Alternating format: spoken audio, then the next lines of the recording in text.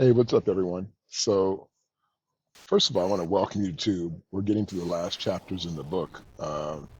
And This is probably one of my favorite when we look at and talk about international relations because it's directly in the field that have spent a lot of time on, particularly in my own career, and that is foreign policy. And, when we talk about foreign policy, we're talking about a lot of things. It's a very broad term that sometimes can be very confusing. And first, I will tell you that when we talk about foreign policy in the context of political science, referring to U.S. foreign policy and how U.S. foreign policy it dictates and sort of how we relate with all the other countries on the planet. Uh, it's a really interesting concept, because one of the things that we look at and we are constantly addressing when we look at foreign policy is, how we assess the power and strength, both economically, political, military, all those different things that for every country on the planet. And we have basically created an encyclopedia, over 200 of them actually, for every single entity on the planet, uh, to decide how we deal with them. So uh, some of them are bigger than others. If you were talking about Russia or China, we probably have volumes of data and volumes of encyclopedias for those countries. And then for smaller countries that may not have as much or be as interesting to us, they may be a very small volume. Uh, but there's an important context by which we look at and why this is so important that I really want to explain and talk about today in greater detail. And, one of the things that the essential aspects of foreign policy have really grown in the last, slightly over 100 years as the world has gotten smaller and we have to figure out how to come together in a much closer, much more quickly accessible environment, how we deal with one another. Just even 10 or 15 years ago, the ability to communicate with people, around the world was not nearly as simple as it is today. And it used to be incredibly expensive. If you were going to even 30 years ago, if you were going to make a long distance phone call to Mexico, it cost your arm and a leg. And if you were calling Europe, you could easily, in a 5 to 10 minute call, spend 50 to $100. And now we can do it for free and be able to get quick information about everything that happens in those countries. And so it really has changed the dynamic by which how we assess and are able to communicate with one another. Uh, Also with technology, with regard to, are flying faster. People are traveling more and more around the world. So young people are traveling more. When I was in college, students didn't travel. We had an education abroad program, but people didn't travel like they do now. And so now, a lot of students at a lot of the colleges, even I went to UCLA, and we had a vibrant. We currently have a very vibrant study abroad program, as do most universities now.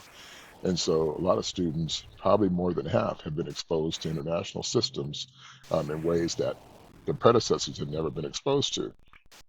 Well, what does that really mean?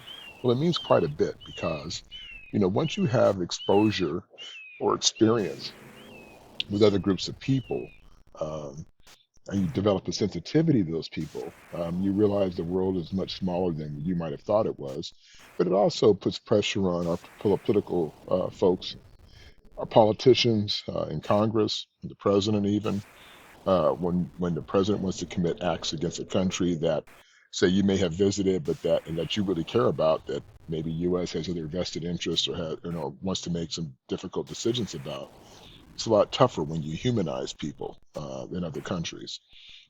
Before that wasn't the case. People, didn't travel, so it was easy to create this sort of mythos about other countries and other places because there was no other viable place to go and sort of get your information firsthand. Now we do, and so with that, it certainly has changed the world. Many of the great uprisings that have happened in the last 10 years, even the one now in Iran with the Iran Women's Revolution, a lot of the information that's been put out publicly comes by virtue of the internet and people getting access to information about what's going on. And then going back to the Arab Spring in early 2010, 11, Same thing. The public face that it was brought to it was by virtue of people with technology providing access through cameras and internet to show what was going on in all these different parts of the world. So that definitely has changed the complexion of how we see each other and how we see people around us. Normally, you would think would not only does it, well, potentially it provides a greater sensitivity and a little less of what we used to call, or what is still commonly called, American exceptionalism. And when I say American exceptionalism, it's kind of this notion that basically America's the best place to live and we're the best people, and therefore there's this weird level of like elitism that resides with the notion of America. Uh, Whether real or imagined, that's what a lot of people think from outside, and then also from those who are inside the bubble of America, how they treat other places when they travel is the same way. I'll never forget, I was watching, I like this show, House Hunters International. And I'll never forget, I was watching one episode. Well, I watched actually several, but and it's always the same sort of theme. The Americans go abroad, want to go live abroad, and they go into these smaller places, like in Europe. And I've traveled to Europe quite a bit, and there's, most things are smaller. Refrigerators are smaller because people shop more regularly for fresh, clean food. It's not like these big, giant refrigerators that we have here, and the rooms are smaller because people are out and about more. They don't live like we live in these sort of like big castles that people want to live in and things like that. With all the room they can have, even if there's only one or two people, they want a house with 3,000, 4,000 square feet. Uh, but it's interesting because these people always travel and they always snub their nose at these places. Like, well, this doesn't have a refrigerator as big as the United States. And you can see these. You can see the person who's doing the show, who's the person who's taking them around. Just look at them like stupid Americans. They just want everything their way. Instead of embracing other cultures, they sometimes will come in with all their own preconceived notions about what American means to be America. Uh, but nonetheless, this is such that is the case it is, and it certainly has, for the best part, it certainly has broadened our view of the world, broadened our view of each other, and certainly has put us in a position where we now have for the first time in modern history, been able to really assess ourselves and assess other countries in a much different way.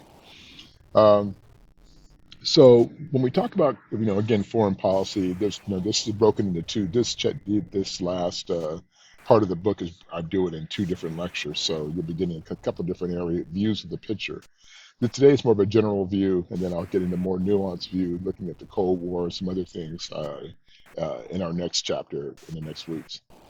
But some of the things that are important at the forefront of this usually deal with issues like, for example, national defense or security issues, human rights issues, terrorism, aid to other countries, uh, spread of democracy. That really, this is this is taking a hit in the face right now with the rise of authoritarian regimes. Some of these democratic systems are starting to fail, but nonetheless, spread of creating democratic systems or governance is certainly on the forefront of this. Also, of course, the global economy, not just in the U.S. but abroad. Because we're all basically tied together. So goes the rest of the world. Also helps the United States. Also, some of the other issues around international relations, of course, weapons of mass destruction, foreign aid, arms control issues, private aid agencies that deal with providing aid to other countries, NGOs, non-governmental organizations, and IGOs, which are intergovernmental organizations, and multinational corporations and how they play into the global system regarding international relations. Trade, how trading partners, trade has become the new Kool-Aid, if you would, for diplomacy instead of guns and weapons. Typically, trade is how we negotiate and deal with one another. Ironically, Putin with Russia has certainly turned that on its ear a little bit, but nonetheless, trade is still the primary way. And when I mean trade, I'm talking about the global economy. It's typically still how everything sort of runs under the umbrella of capitalism. Um, and then, of course, not only to deal with our own internal security and protecting our way of life here in America and any threats or perceived threats to that security, but it's also about maintaining security of our allies. Um, and you'll hear me talk about the alliances, and there's a great beauty to alliances. So, for example, the beauty of it, just from a human level, let's say if I want to invest in in an office building, and I have X number of dollars, and I don't have enough to do it by myself, or maybe I don't want to absorb all the risk by myself, so I get a couple of people to jump in with me, and we all assume the risk, but we also all split the profit, right? Um, so that's one of the things that's great. However, there's also problems with alliances too. In fact, I would argue that the two world wars we've had in our history um, were all derived from of the alliances. If it had just been one country against the other country and they go to box each other and the best person wins, that would have been great. Well, that's not how it happens. What happens is this country over here has its friends, its homies behind it. That country over there, the adversary, has its own country, all its friends behind it. And then what happens when you get into a fight, all the other people around you jump in. That's how you get global wars. So so that's the negative side of alliances because it drags everybody else into the mess too. So, um, but there's positives and negatives, but the negatives are really big negative for on that end. And then the last thing that I think is also important has to deal with looking at economic stability and how important the economic stability is in driving the global economy and driving how we do business with one another. Um, okay, let's see. This is So in the United States, in our U.S. under our U.S. foreign policy agenda, there's usually five primary goals that reside within U.S. foreign policy. And first one is always national security. That's always number one in every country's foreign policy list. And then the second would be like establishing free trade, so your economic aspect. Then it's all about trying to maintain stability and peace. And then the next would be creating stable democracies because democracies rarely fight one another. And then lastly, but not leastly, would be basically providing people help in other countries, the poor and dispossessed, and providing a certain level of aid, even though sometimes people in the wealthier countries try to act like they care a lot. Sometimes it looks a little bit not that way, unless it's in their own self-interest. But those are the five primary sort of goals of U.S. foreign policy today. Now, I was mentioning earlier about how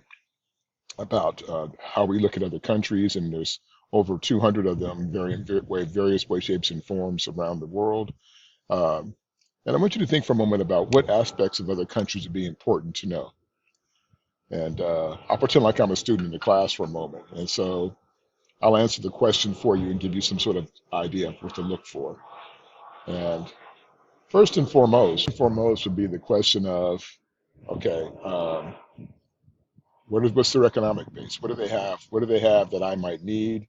What's their economic stability like? That may be the first thing I think about.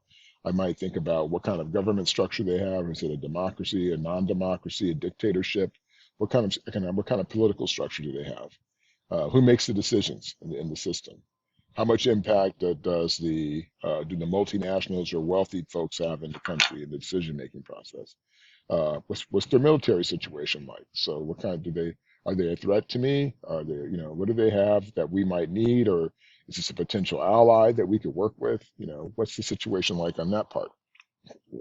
Um, what's their history? What's their culture and history like? So, a lot of times when you're looking at those aspects and how culture plays into policy making or how other countries do what they do, it could be an important component if you have to figure out what kind of policies you're going to create to have relationships with that other country.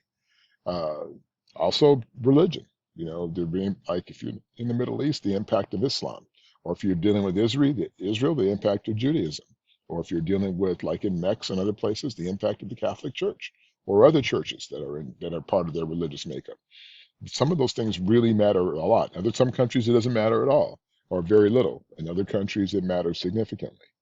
Uh, and so, understanding those nuanced aspects becomes very important in terms of how we go about relating or even developing policies toward other countries. And I think that that's a key aspect that we have to understand as we go forward in looking at all these various entities or aspects that we're going to be looking at. Now, when we talk about the application of foreign policy, there are lots of different ways we go about analyzing foreign policy. And the first, that we look through a few different lenses that tell us a different story about the various countries that we relate with. Um, and these are called levels of analysis.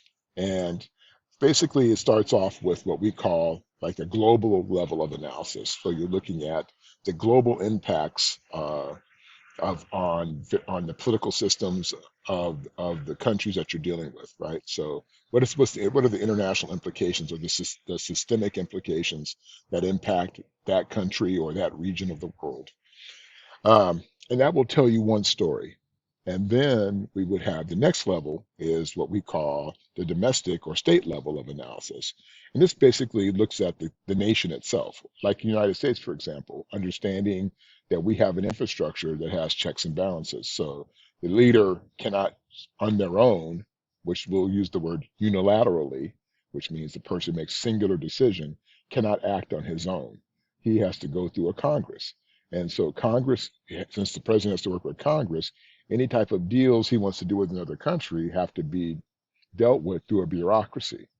That's an important component for other people to know about us, just like it's important for us to know what's the infrastructure like in their country. So you have to be able to look through that lens, which will tell you a different story as well. And then the third level is the individual or person level of analysis. And this is where we look at sort of the cult of personality of the individual leaders or the leadership structure of the country. And look at, like, for example, if you're looking at Russia, you don't have to look any further than Putin. Putin is the man who runs the country. But there are other countries that even though you have a president, like we have Biden, it's important for the countries to know the cult of personality of Joe Biden to understand how he makes decisions, and what kinds of decisions would he be likely to make in dealing with those countries. The same applies for us in understanding the personality of the leaders of other countries and how they do what they do. Now, normally you'll see that when we do these things, it's in any situation, you might not just have one explanation. So, for example, I could easily tell you or ask you in a question to take one of those levels and explain something. So if I said to you, look at World War II, and if you look at World War II, which level of analysis do you think best explains the outcome of World War II?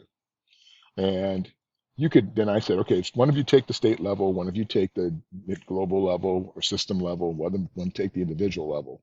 So the way it would work, if you were doing the individual level, you'd have to look at the leaders. So you look at, of course, Hitler, Mussolini, you look at Franklin Roosevelt, you would look at maybe uh, some of the people around them as well, but to sort of ascertain their decision-making processes as to what you might have predicted they would have done given a certain crises or events that are happening during World War II. And then if you were still looking at World War II, if I gave another person, hey, okay, so you have to explain it from the domestic level, and they had to go and look at, okay, so what's the reality going on inside the United States in terms of decision making it by the U.S. Congress, for example, and also looking at what kinds of constraints does the president have because he has a Congress. And then you would look at Hitler and be able to look at Nazi Germany and going, well, what kinds of constraints did Hitler have, if any? And then you have to look at, of course, the peripheral player like Mussolini, who was more of a smaller player. And then you have to look at, of course, Japan the same way, you know.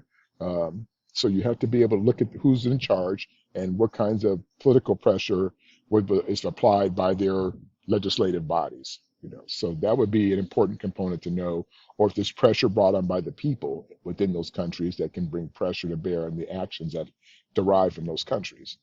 And then the next level, the system level, it really has to do with, so like, what is the ideology behind this, right? So if you look at Nazism, the rise of Nazism, you look at the United States and sort of democracy fighting against the evil empire of Nazism, against also, of course, the rise and challenge of Japan and the East, you know. So you could go through and you could find justification at a systemic level of what may explain those things. And and all of them would be right. And in fact, I would argue that at any point in time during the war, you could use all three of them. And that's usually what happens when you're explaining events or crises or anything that happens. You could use all variations of the various levels to try and explain the actions or reactions of what take place. And so that's typically the case that we see. Now, there's also another level that we look at theoretical premise that we look at in international relations, which is through the lens of realism and idealism and constructivism. That also are lenses that we look through, and probably even look at those lenses before we get down to the levels of analysis. Is deciding what's our basic premise that we as individuals, the lens that we look through primarily through the theoretical premise.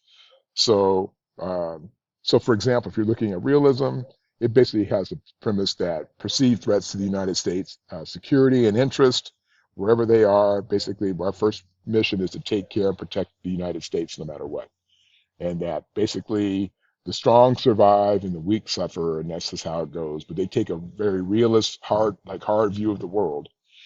And then on the idealism side, basically it tries to consider interests of other countries and defends human rights and supports the ideas of having alliances. That we're better when we work collaboratively together. We have better security and better things that protect us if we have various alliances. Um, and so understanding the context of that is really important, particularly when we talk about the tools that we utilize in foreign policy. And some of the tools we use really have to round to deal with like diplomacy. Uh, we have, of course, economic tools and, of course, security or military tools that are at our disposal to be able to push our foreign policy forward. Diplomacy is always the first order of business, where you try to work diplomatically with other folks. And if those things start not to work, you can use the economic coercion. In fact, there's a famous book written by a former professor of mine, Deborah Larson at UCLA, called Economic Coercion, or called Coercive Diplomacy, where she really outlines the idea of using money to basically coerce people to do what you want to do, or the lack thereof.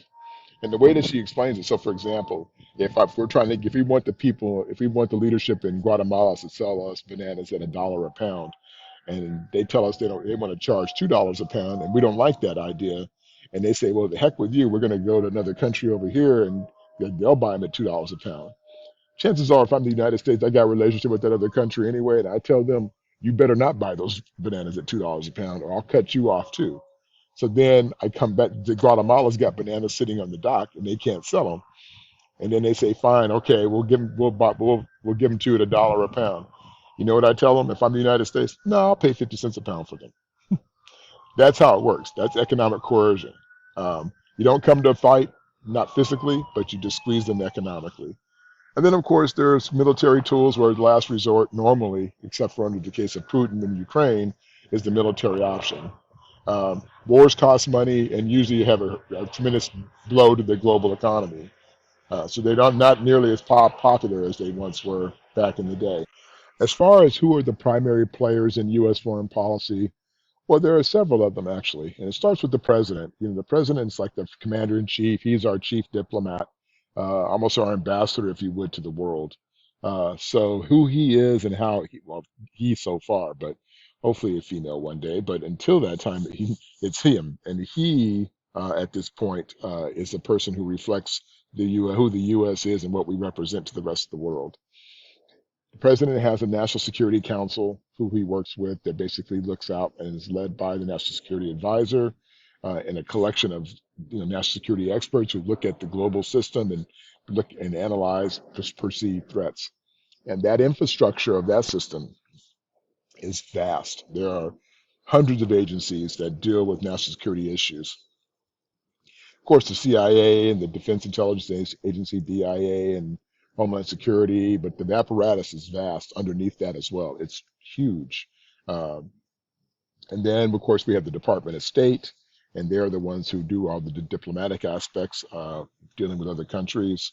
Uh, we have the Department of Defense, of course, that coordinates American military activities around the world. Of course, as I mentioned a moment ago, Homeland Security, which basically protects the American home front. And Homeland Security came up after 9/11 to confront the issues of terrorism and potential terrorist attacks in the U.S. homeland. Uh, and then, of course, as I mentioned, all the various intelligence agencies, and there are tons of them, including, of course, CIA, The NSA, DIA, Army, Navy, and Air Force all have their intelligence agencies, and a variety of other agencies that also are under them. So it's a fairly wide and extensive entity or group of organizations that reside and make those decisions. And these are the people who are the primary players regarding foreign policy. Um, and as I mentioned, the greatest concerns that today regarding U.S. foreign policy, first on number one is always terrorism. And it's been that way since 9/11, the potential terrorist threat. So we spend, millions of dollars a day responding to potential risk of terrorism activities in the country. Number two would be nuclear proliferation, rise of, because nuclear weapons can do a lot of, or even the smallest nukes now are probably more deadly than Hiroshima or Nagasaki in World War II. And so the threat of that is, of course, always looming over our heads. Um, some of the other issues that are even just as important but not as dangerous as that, free trade, particularly with the problem with supply chains right now. This has become a big issue. This deals with, of course, the economics of the world. So how we go about, collecting our money and sharing our resources is always a big issue. And then, of course, the humanitarian aspects, dealing with, some of the things that we deal with regarding human trafficking, dealing with issues regarding human rights, dealing with those who are poor and dispossessed, those who've been going through droughts and just other horrific activities. And then lastly, the fifth one would be environmental issues, which of course deals with like climate change and those aspects, and that how that's actually come to forefront in many people's eyes, the most important aspect of the 21st century. Um, that I would argue is probably the most important because nothing else matters if we're not here. Anyhow, I'm going to stop there. I think I've given you enough information to kind of get you going. There's some great videos that I've put in place for you. There's also PowerPoints and other things that are available to you as well. And I look forward to seeing you at the part two of this. Okay. All right. See you guys.